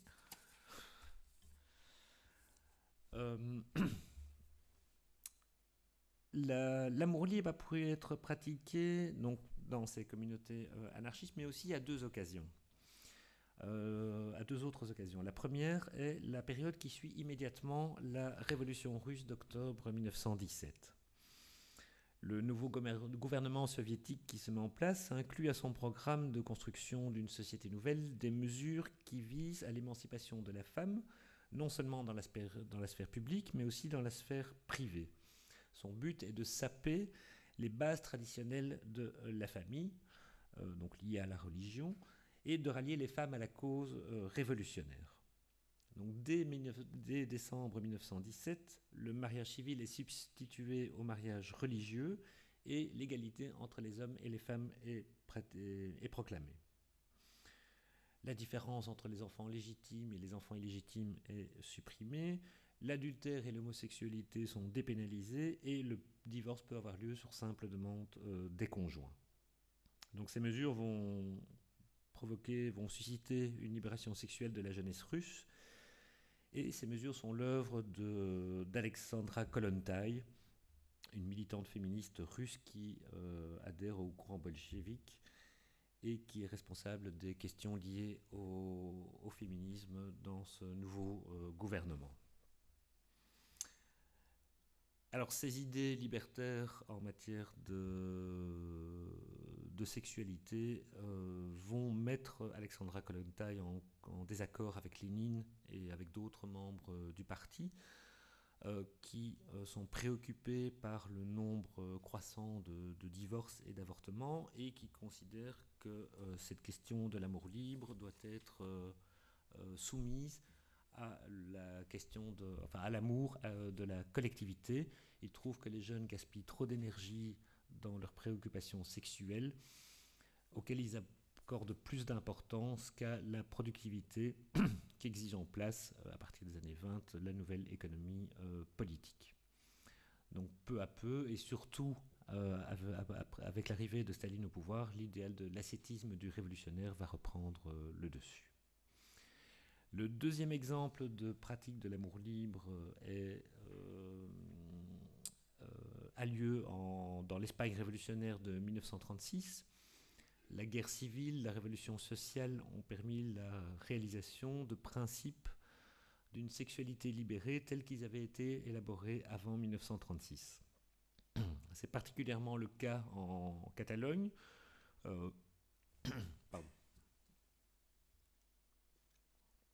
En Catalogne, où des décrets légalisent l'avortement réalisé pour des raisons thérapeutiques, eugénistes ou éthiques, simplifient les procédures de divorce et rendent beaucoup plus accessibles les moyens de contraception. Des mouvements tels que la FIJL, la Fédération Ibérica de Juventudes Libertarias, et Mujeres Libres distribuent des stérilets, donnent des cours sur la sexualité, sur le plaisir sexuel.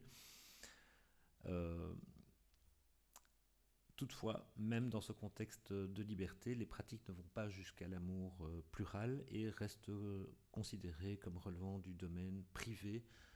Beaucoup considèrent que ça ne doit pas être un objectif de lutte en tant que tel. Et on peut constater que les hommes apprécient le climat de liberté sexuelle, mais beaucoup moins quand il s'agit de celle de leur compagne. Donc je termine rapidement en disant que les idées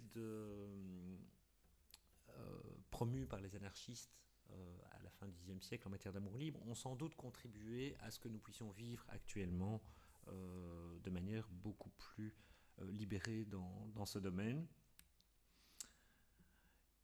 Ils ont été à l'avant-garde de la libération sexuelle et ils le sont encore actuellement, car il faut bien se rendre compte que si dans nos sociétés occidentales on bénéficie d'une liberté importante en la matière, il ne faut pas oublier que dans d'autres pays, les femmes continuent à être lapidées quand elles sont commis l'adultère. On ne peut pas faire ce qu'on veut comme on le veut. Et donc cette question de libération sexuelle reste tout à fait pertinente. Et donc il se développe, je fais très très court pour qu'on puisse discuter ensuite, il se développe par exemple un anarchisme queer ou un anarchisme LGTB qui s'intéresse aux questions de genre et qui prône une libération sexuelle beaucoup plus importante là où ce n'est pas possible. Voilà, j'arrête là. Voilà, mais merci pour cette contribution sur la question de l'anarchie confrontée à celle de la sexualité, où on voit aussi la pesanteur des traditions. Et un élément peut-être pour lancer la discussion que l'on retrouve également dans l'hindouisme derrière, cette question à la fois sexuelle et religieuse, la manière dont la religion fait avec la sexualité et la manière dont on pratique la sexualité à travers les règles religieuses, c'est celle de l'importance des rapports sexués, où l'homme reste un élément dominant. Donc qu'en est-il dans la consécration de cette domination masculine dans l'hindouisme, d'une part, et c'est une question que je poserai de la même manière à Jacques, qu'en est-il de cette question de la domination masculine qui semble traverser les expériences anarchistes telles que tu l'as dit, en tout cas grever ces expériences anarchistes, parce que l'on voit qu'il y a parfois deux poids et deux mesures dans la conception de la liberté sexuelle quand elle est celle de l'homme ou celle de la femme. peut-être clair sur cette domination masculine dans l'hindouisme et puis cette persistance de l'inégalité entre sexes dans l'anarchisme pour Jacques ensuite. Dans l'hindouisme, je crois que c'est une évidence. Qu'il y a une domination masculine très, très, très forte. Je vous l'ai dit, le Kama Sutra, par exemple, qui est une doctrine du plaisir, est rédigé à destination des hommes. Et qui plus est, il y a une domination de classe. Alors c'est assez bizarre que j'évoque le terme classe, mais pas caste, mais il est clairement dit dans le Kama Sutra. Enfin, c'est clair, quoi, que ce texte est à destination d'une élite urbaine, éduquée, riche aussi, si on peut le dire de cette manière-là.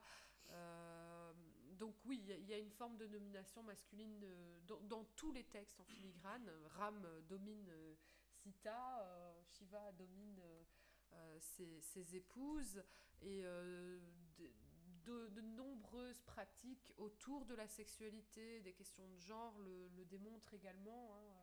Il faut voir par exemple comme les femmes sont rejetées de la communauté lorsqu'elles ont leurs règles.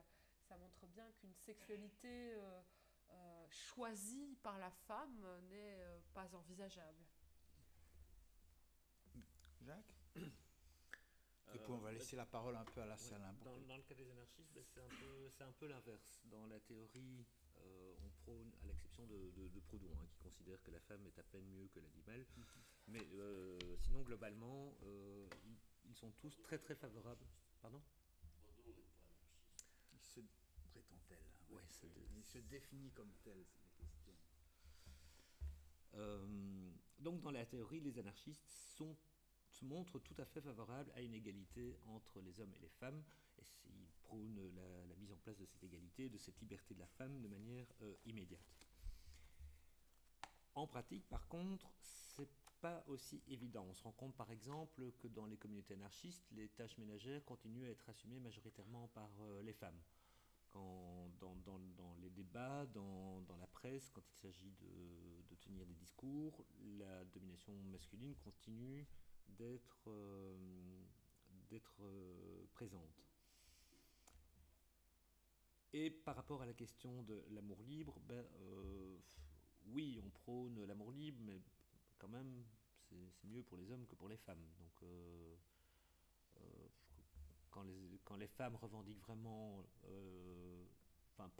essayent de mettre en pratique l'amour libre, les hommes se disent quand même, c'est pas si terrible que ça, l'amour libre.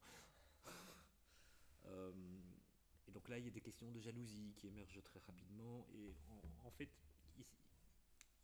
il y a un hiatus entre la théorie à laquelle ils adhèrent tous d'une liberté absolue et un maintien de la culture de laquelle ils sont malgré eux emprunts, et d'une espèce de tradition comme ça de la religion et des prescrits moraux.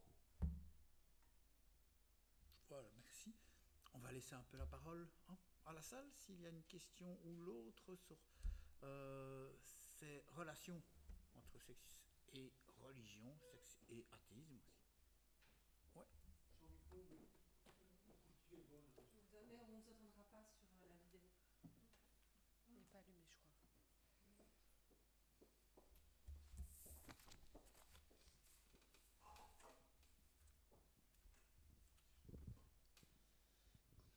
Bon, merci évidemment de vous avoir entendu, écouté attentivement. J'espère. Je suis peut-être un peu perdu dans les rois, dans les trucs hindouistes, parce que c'est des mots un peu compliqués, mais bon. Mais comme d'habitude, quand on écoute ce genre de choses, ce qui vient à l'esprit, c'est souvent une question, plus qu'un commentaire. Alors, la question qui me surgit est, une société peut-elle vivre sans interdit? Peut-elle exister sans interdit?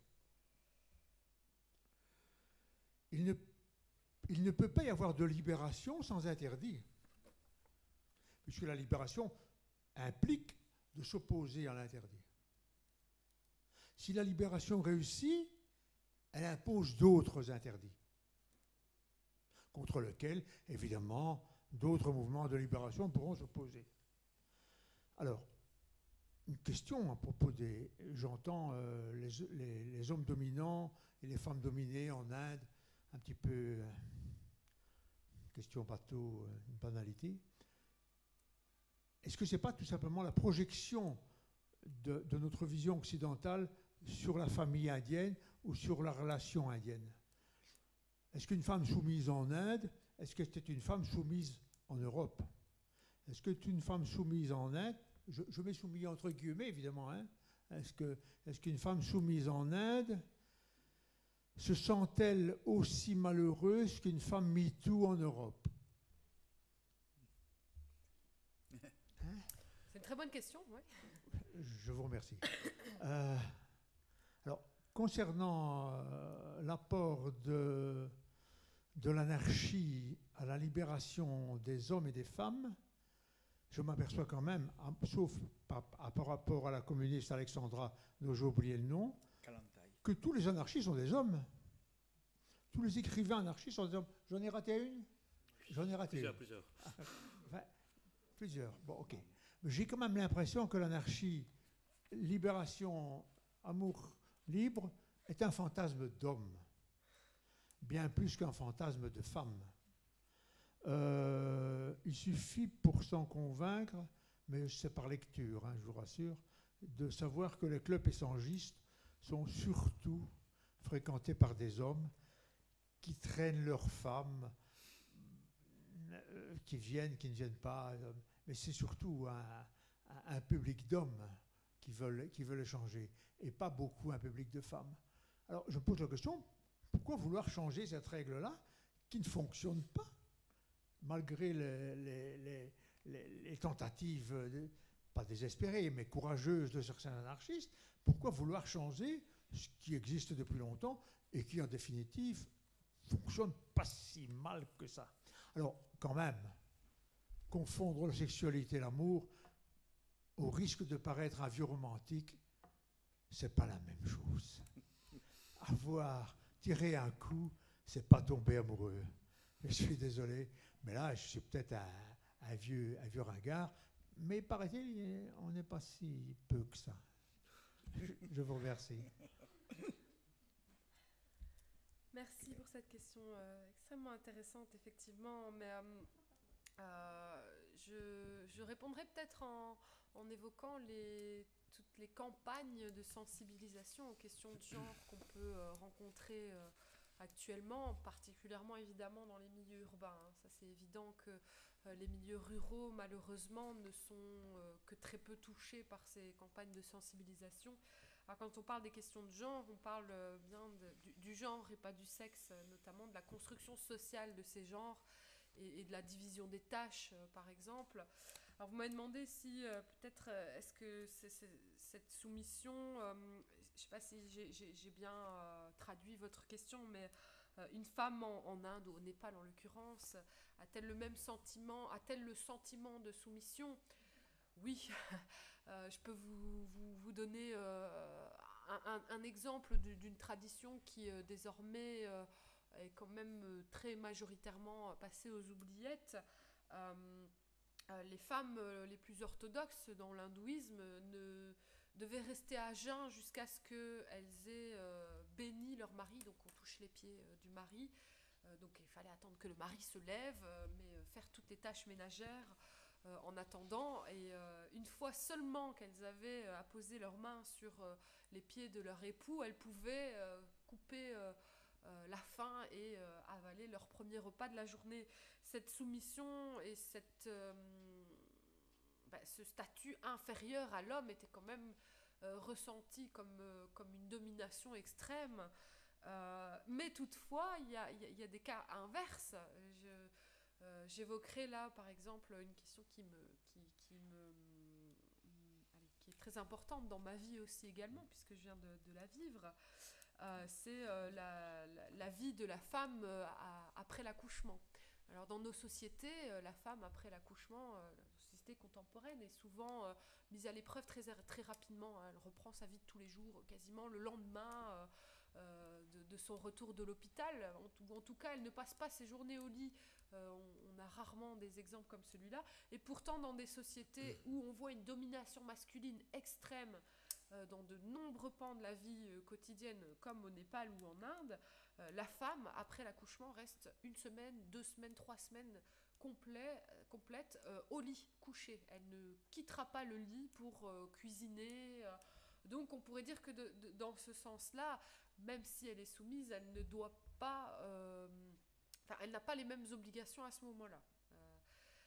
Donc la perception de la soumission, je dirais que de toute façon, elle est culturelle, hein, et elle dépend aussi, bien entendu, de l'éducation à la différence et aux questions de genre. Elle est obligée de rester au lit. Elle est obligée... je pense que si elle veut se lever, elle peut. Elle peut se lever, mais... C'est une autre solution. Hein. Non, elle peut se lever, oui, oui. Mais je pense que c'est quand même une volonté de rester... de ne pas devoir participer aux tâches de la vie quotidienne. Mais il y a quand même un sentiment de soumission qui est assez fort. Et le congé de maternité chez nous. Oui, tout à fait. Tu veux dire un mot? Oui. Par rapport au fait que l'amour libre est surtout défendu par les hommes, alors c'est en partie vrai, mais il y a tout de même des femmes qui ont écrit sur le sujet et abondamment. Il y a par exemple Madeleine Pelletier, Nelly Roussel ou Sofia Zaïkovska, qui sont 3 anarchistes qui sont assez connus dans le milieu anarchiste de l'époque. Il y a aussi Emma Goldman, qui a beaucoup débattu de cette question. Donc ce n'est pas uniquement une question défendue par les hommes. Alors pourquoi vouloir changer quelque chose qui fonctionne? Les anarchistes vous diraient que ça ne fonctionne pas, le mariage ne fonctionne pas, et ils sont opposés non seulement à la religion, mais aussi aux règles qui peuvent être établies et imposées par l'État, et donc ils veulent que la sexualité ne soit pas cadrée par des règles imposées de l'extérieur. Alors, j'ai pas eu le temps de le développer ici, mais il y a un panel de positions très très diverses sur la question de l'amour libre. Et en réalité, bon là j'ai parlé liminairement pour montrer que ça pouvait aller jusqu'à l'amour plural, etc. Mais je pense que la majorité des anarchistes étaient plutôt pour une conception de l'amour libre tel que nous le pratiquons tous aujourd'hui. Donc on se met en couple sans spécialement se marier. Le mariage, c'est plus pour le côté cérémonie de nos jours. Il n'y a plus le fondement religieux qui était à l'origine de cette institution. Donc leur volonté est plus de débarrasser toutes les pratiques quotidiennes de leur carcan religieux et moral. Vous croyez qu'ils seraient contre le mariage des homosexuels? Puisqu'ils étaient contre... Alors là, je parle des anarchistes de la fin du XIXe siècle, du XXe siècle. Alors ça, c'est intéressant aussi, la question de l'homosexualité, parce que là, au début, ils se montrent pas très ouverts par rapport à cette question, sauf Mackay, par exemple, qui est homosexuel lui-même. Sinon, la question de l'homosexualité continue à la fin du XIXe siècle, au début du XXe siècle, à être considérée comme une anomalie. On n'est pas très... Par contre, dans l'anarchisme contemporain, c'est une question qui est fort développée, et y compris par des femmes, pour le coup. Et de nouveau, on prône la liberté, donc si on a envie de se marier, on se marie. L'important, c'est d'avoir le choix. Je pense que c'est la période qui veut ça aussi, entre le 18e et le 19e siècle. Oui, c'est ce que je disais. Une société qui n'est pas... voilà, les anarchistes, aussi libertaires soient-ils, restent... Ils en sortent, ils sont à l'âge de pierre, en fait. Bien sûr, ils restent empreints de la culture dans laquelle ils ont été éduqués.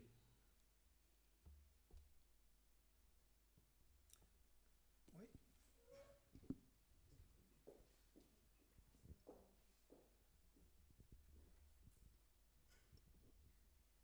Donc moi, c'est pas vraiment une question, mais c'est pour rebondir sur ce qui a été dit.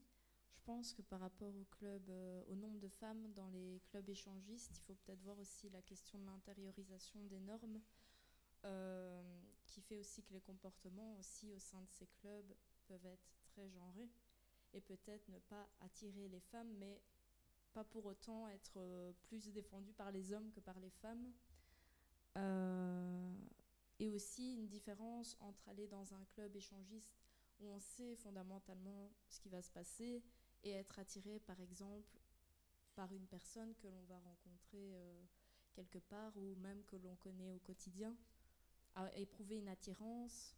Je pense qu'il y a quand même une différence entre ça et aller dans un club échangiste.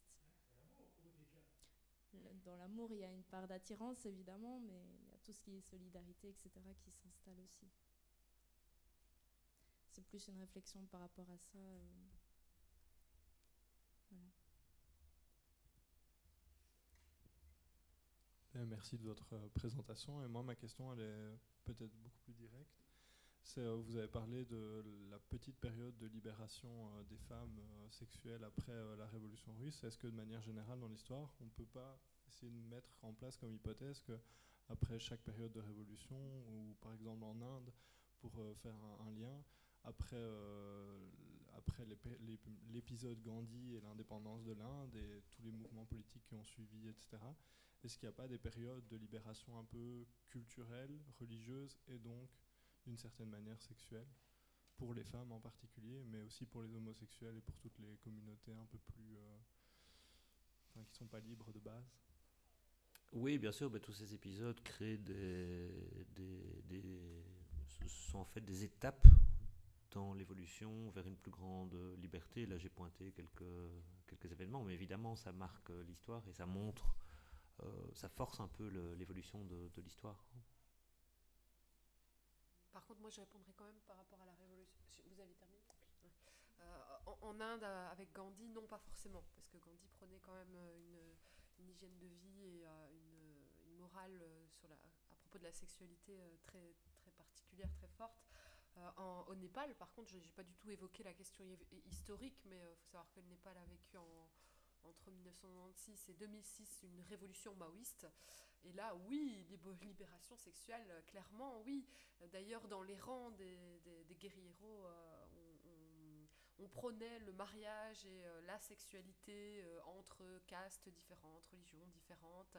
Et l'union libre était tout à fait valorisée. On apprenait même aux Maobadi, donc les guerriers maoïstes népalais, à écrire des lettres d'amour et à se fréquenter en dehors des lignes prescrites par l'ethnie, la religion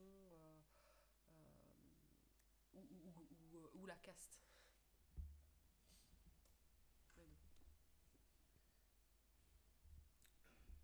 Dernière question, intervention ? On va conclure alors. Donc je voudrais simplement... Tu voulais encore dire quelque chose ? Non, c'est juste ce que tu viens de dire. On va conclure. Ça fait rire, Jean. Voilà. On rit avec toi. Pour juste conclure, comme le dirait bien Jean, puisque j'ai eu le bonheur de pouvoir coordonner cet ouvrage avec plusieurs contributions dans lesquelles j'ai aussi énormément appris. Ce qui m'a profondément marqué, je le signalais en introduction, c'est que à travers la persistance de réglementations qui peuvent être introduites par la religion, cette façon dont les diverses sociétés ont eu et ont encore aujourd'hui de s'adapter, de s'arranger avec les règles en fonction des évolutions sociales. On prend le christianisme, on n'a pas eu l'occasion de l'aborder, on n'a pas eu l'occasion non plus d'aborder la question de l'islam, mais elle est aujourd'hui particulièrement importante et fort mise en avant. Mais si on prend la question du christianisme, le christianisme et maintient aujourd'hui des impératifs moraux en matière de sexualité qui condamnent l'avortement, qui condamnent la contraception également. C'est répété encore par le dernier pape. Et pourtant, ce qui me frappe, c'est que les catholiques, peut-être y en a-t-il dans la salle, les catholiques n'ont pas plus d'enfants que vous et moi. Ça veut dire d'une certaine manière que ce que les préceptes religieux rappelés peuvent impliquer ne sont pas nécessairement pris en considération dans la pratique. Et donc, il y a, à travers tous ces interdits religieux, cette réglementation religieuse, une manière de vivre qui, d'une certaine manière, en sous-main, subsiste. Et quand on prend l'anarchie qui visait à le briser, ben on retrouve là peut-être l'inverse, des persistances de ces règles que l'on prétend par ailleurs condamner et vouloir détruire. Voilà, pour ceux que ça intéresse, ben vous retrouverez les 2 contributions, celle de Claire Martinus, celle de Jacques Gillen, dans cet ouvrage. Il y en a 4 autres également. Une sur la Bible, donc sur le judaïsme, une autre sur le christianisme et encore une sur l'islam. Et puis on a un panorama général, j'avais dit, qui avait été tracé par Chris Paulis, sur la manière dont la religion, les religions, se sont systématiquement interposées en tant qu'autorité réglementant ces comportements qu'on peut considérer du domaine le plus privé soit-il. Voilà, pour ceux que ça intéresse, le petit ouvrage de là-bas, c'est 16 € et je vais vous remercier donc pour votre présence dans cette soirée.